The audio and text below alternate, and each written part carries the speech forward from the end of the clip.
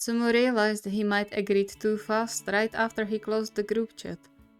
Not that he didn't want to do something nice for Sakusa, but the second he started thinking about what to write, he realized it wouldn't be that easy to come up with a note that would accurately represent all the things he wanted to say. He stared at the empty sticky note lying on the table in front of him, surrounded by numerous paper balls of the previous unsuccessful attempts for a love note. God damn it! Why can't I think of anything? It was frustrating, because Atsumu was known in his team as the one who always knew how to express his feelings with words. Not today, though. He wanted to say so much it would take a whole letter, but that wasn't the goal here. He ran his fingers through his hair, finding them all tangled and flat, as he didn't have time or thought to style his hair in the last few days. Glancing at his reflection on the phone screen, he was slightly taken aback by the person looking back at him. I should at least brush my hair. I look horrible. I'm surprised Tommy didn't run away screaming yet when I walk around like this. Maybe because he can't. He sighed, guilt jabbing in his chest. Great, that's what I needed while writing a love note. Come on, think, damn it. The still empty paper stared back at him as if mocking his inability to express himself. He growled and threw the pen on the table, frustrated beyond measure. Atsumu? Atsumu startled, hearing the deep voice behind him. Omi? What are you doing here? He jumped up and rushed to Sakusa to support his side as the man slowly walked towards the table, stabilizing himself with the crutches. Do you need anything? You should have called me. You shouldn't walk around on your own. I heard you talking to yourself, so I wanted to make sure you are okay. Atsumu's heart clenched. That's nice of you, but you should be resting. What if you hurt yourself more? He eased Sakusa on the chair, taking note of the little flinch in Sakusa's face when he stretched his legs. Hey, I'm supposed to walk. My legs will become useless if I stop using them. I know, but you still should call me if you want to get up. Sakusa smiled and squeezed Atsumu's hand. I appreciate your concern, but I'm still capable of moving. He became serious again. Now, what was that groaning about? Did something happen? No, not really. My brain doesn't want to help me out today. Sakusa tilted his head. You aren't doing another challenge, are you? Well, yes, but this one is supposed to be nice, I swear. I was supposed to write a sweet note for you, like a love note and stuff. But I just can't think of anything. He avoided Sakusa's gaze, playing with his fingers nervously. There's so much I want to tell you, but I just can't find the right words. A slightly calloused hand closed around his, entwining their fingers together. Atsumu looked up, meeting with the softest expression he had ever seen Sakusa make. Sumu, you don't have to say anything. Just the fact that you have been taking constant care of me the whole time says more than words could. He leaned forward and connected their lips in a soft kiss. Atsumu melted, all the tension in his shoulders disappearing. I just wanted to make sure you know I love you. Sakusa smiled. I know that, and I love you too. But if you really want to make me happy, then come and rest. You look like a zombie. But I have to make lunch, and laundry, and change sheets, and... Sakusa gently slapped his cheeks, making him look straight at him. You need rest too. I haven't seen you take a break for the whole week. But... No, you are coming with me now, and you are taking a nap. No talking back. He grabbed the pen and scribbled something on the sticky note before handing it to Atsumu.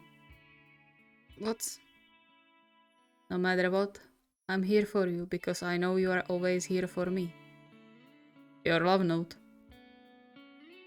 Atsumu stared at the piece of paper in his hand, unable to form a coherent thought.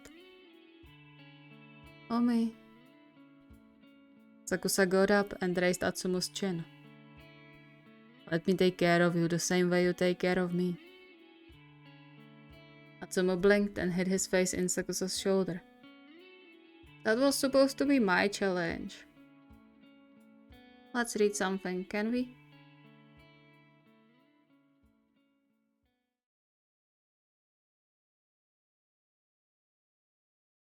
Taichi quickly scribbled all his ideas onto paper before he could forget them.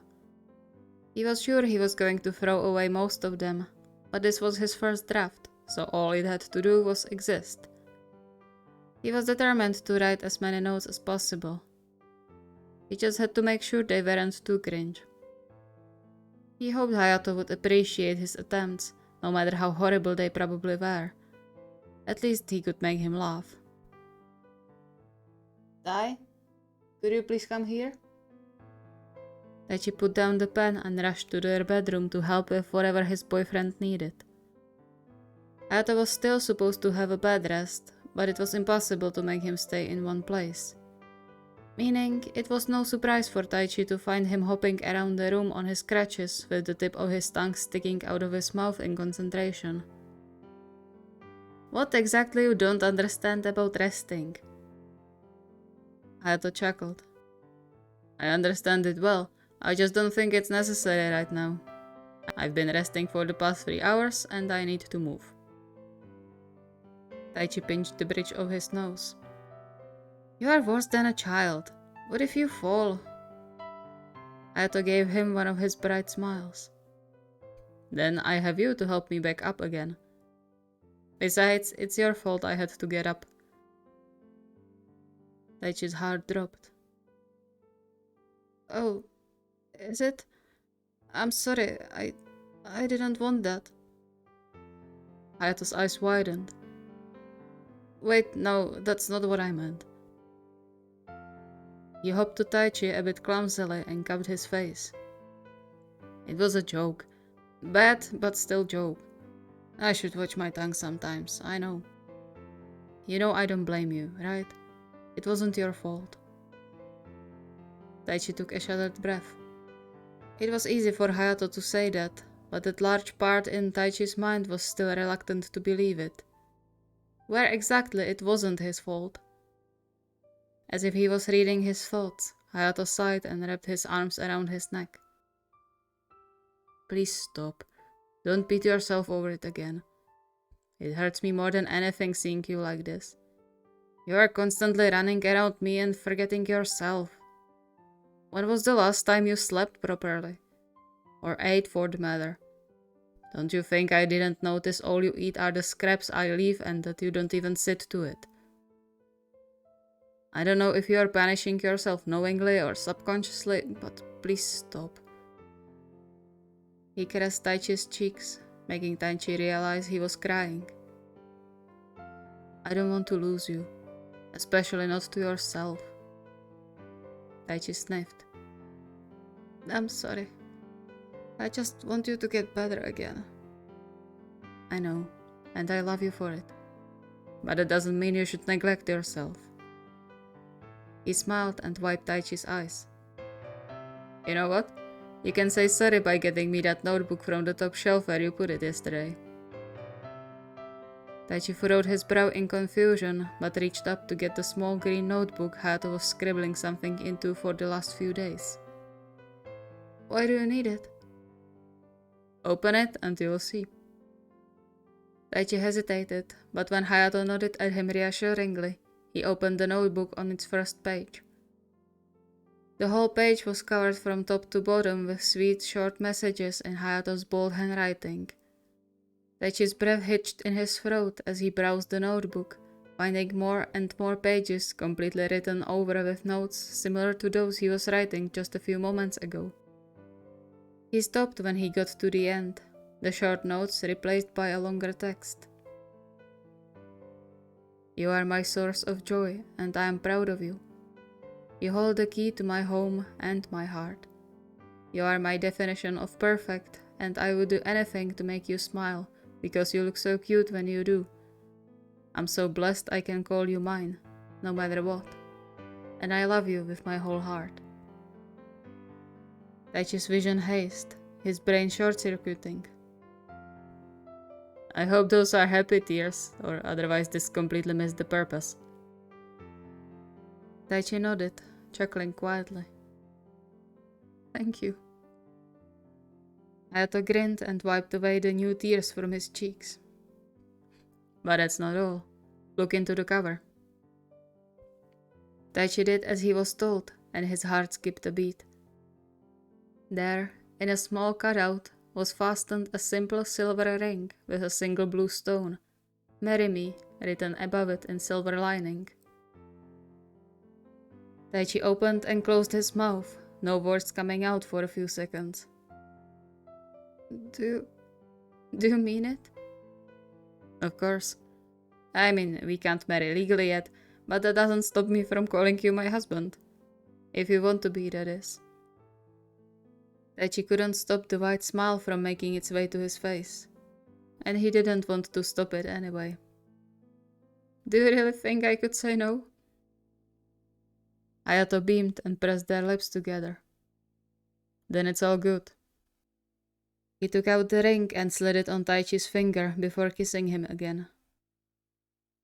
I love you. Never forget that.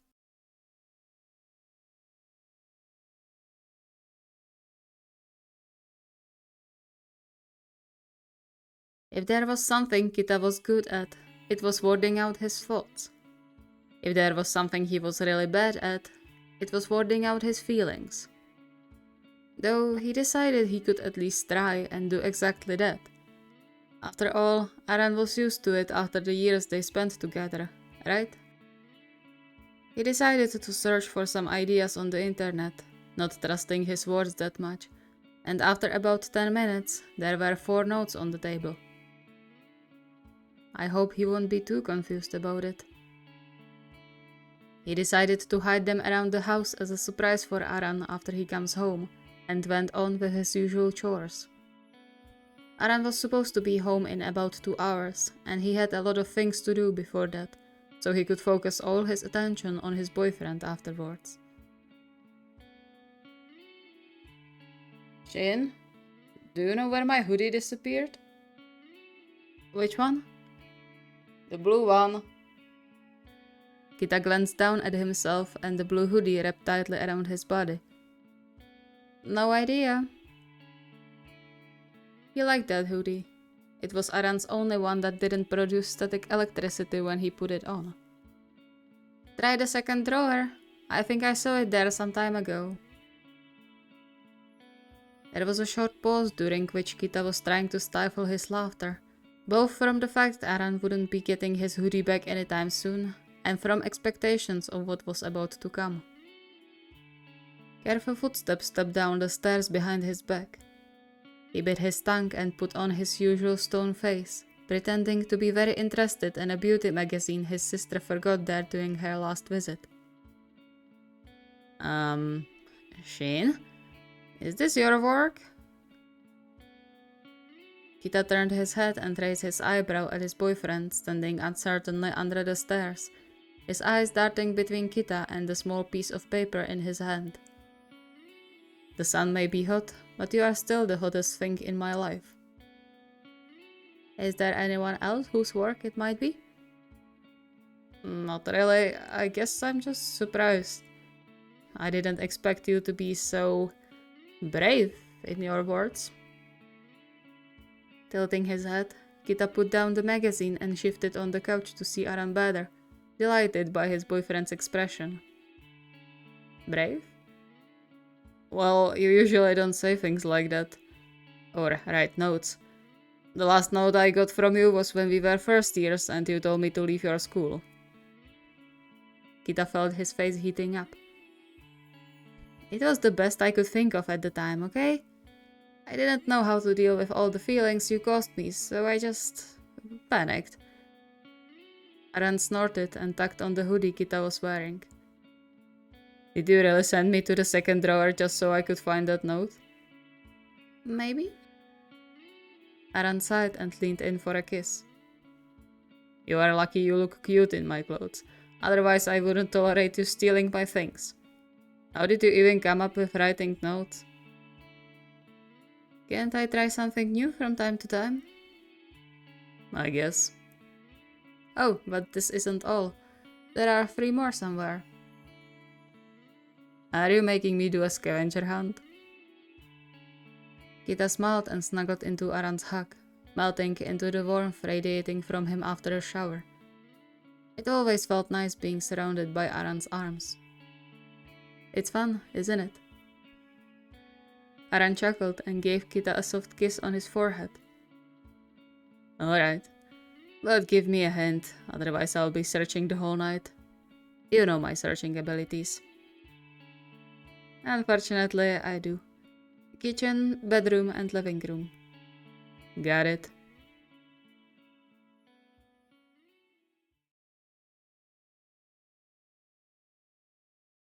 Maki spent the whole afternoon hyping himself up for the challenge. He tried to convince himself Matsuhana would be alright with this challenge, but he was still scared. After how the last prank ended and what happened afterwards, he was terrified of messing up again. Even though Matsuhana told him several times he forgave him for the prank, he wasn't so sure about it. Why else would Matsuhana avoid him? Sure, his injury wasn't that bad and he was already going to work, but he still went on with his long workday routine and always came home very late at night. The atmosphere between them was also weird, almost tense. And Maki was confused because something like that never happened between them.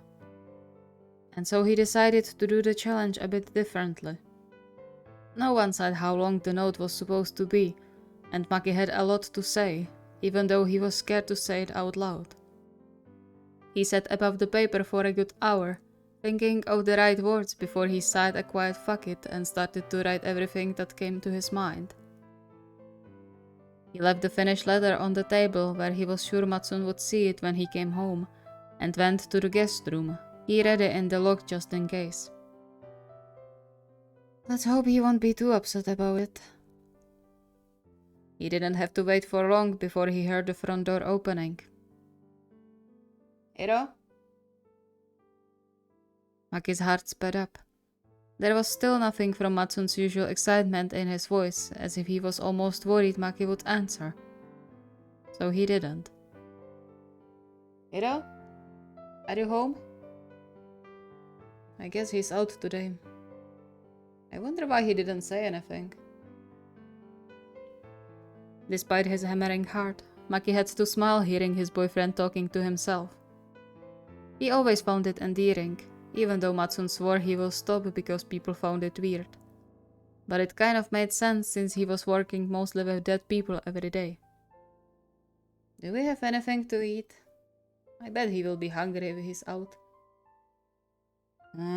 We should really go grocery shopping tomorrow. There's absolutely nothing in the fridge. Should probably make a list. Where is... Huh? What's this? Maki heard footsteps on the wooden floor, signaling Matsuhana went to the table. He cringed inwardly, remembering what he wrote. Without thinking, he rushed out of the room to the table. Wait, don't read it, please. Matsuhana froze, his eyes widening. Hiro? I thought you aren't home. Why didn't you answer when I called? I wanted to be out of sight when you read it, but please don't. Matsuhana furrowed his brow, looking back at the paper in his hand. So it wasn't supposed to be for me? No, I mean yes, it is for you, but it's horrible and cringe and please let me redo it. I swear I'll do better. Better? What are you talking about? The letter? He was in full panic mode because it was clear Matsuhana managed to read at least part of the letter. Why did he even agree to do the challenge? Why did he have to write all the things and not just a short note like all the others? He fidgeted with his fingers nervously, his mind racing. Hiro, come here. Maki flinched despite Matsun's tone being as soft as ever. Please don't be upset. Upset? Why would I be upset? He paused, sadness shattering Maki's heart flashing over his face. Or did you not mean what you wrote? No, of course I mean it. I messed up and I want to make it right, so you would forgive me for doing that prank and wouldn't avoid me. But this is not nearly enough and I can't write what I want to say and... Matsun crossed the distance between them with 2 long steps, taking Maki's face in his palms. Maki sniffed, wiping his eyes to avoid looking at his boyfriend. Love, look at me, please. Maki hesitantly raised his gaze, meeting Matsun's soft eyes. I already told you I forgive you. And I'm not avoiding you. Where did you get that from? You always come home so late and just sit here by the TV or the PC. You almost don't talk to me. You go to bed so much later than I do, as if you didn't want to be there with me. You didn't even touch me in the last week. Hugged me, kissed me, nothing. I understand you are upset. Just tell me what I have to do to make it up to you. Please, I can't. He startled when Matsun pulled him to his chest, squeezing him in a warm hug. I'm sorry, Hiro. I didn't want this, I swear. Maki hesitantly returned the hug, but immediately sagged into Matsun's arms, clinging to him for dear life. Matsun soothingly rubbed his back, gently rocking them from side to side as always when Maki was distressed. Please don't avoid me. I'll do anything. Please. I wasn't avoiding you. I wanted to give you space after. Maki shook his head and clutched Matsun's shirt. I don't need space. I need you. I thought you were still mad and... I'm not, and I never was. Just worried. And I already forgave you for that prank. Don't worry about it anymore, okay? It's behind us. Just don't do anything like this again. Please. I won't, I swear. He pulled back a bit just to see into Matsun's eyes. I love you, Issei. And I'm sorry I caused you so much pain. Matsun smiled and nuzzled their noses together. I love you too. And I'm sorry I scared you. Let's order something to eat and watch something. What do you say? I think we deserve it. Maki hugged him again, hiding his face in the crook of his neck. Yes, please.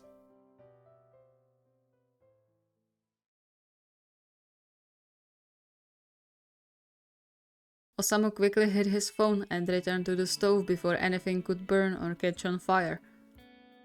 For once, he liked the challenge idea. It was nice, sweet, and not stupid or dangerous like the previous ones. He just had to find some good note ideas.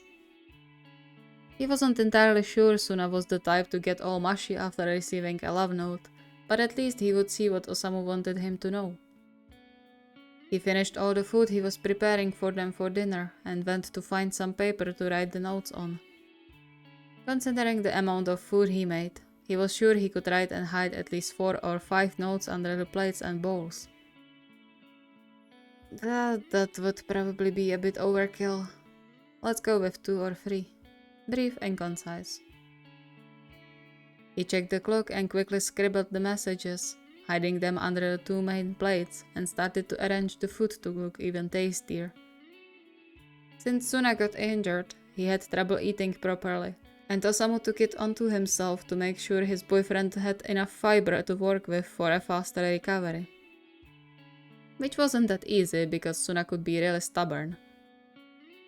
He hesitated before shaking his head and putting all the plates and bowls onto a tray to carry it upstairs. He looked out through the window on the stairs, shivers running down his spine. He sped up. Rin, are you awake? He knew it was a bit useless question to ask, considering Suna didn't come down when he started cooking as he always did, which meant he was probably in deep slumber. Or in pain. I hope he's just sleeping. Rin, the food is ready. He carefully opened the door to their bedroom with his elbow, the corners of his mouth curling upwards when he saw his boyfriend tucked in the covers, wearing one of Osamu's hoodies.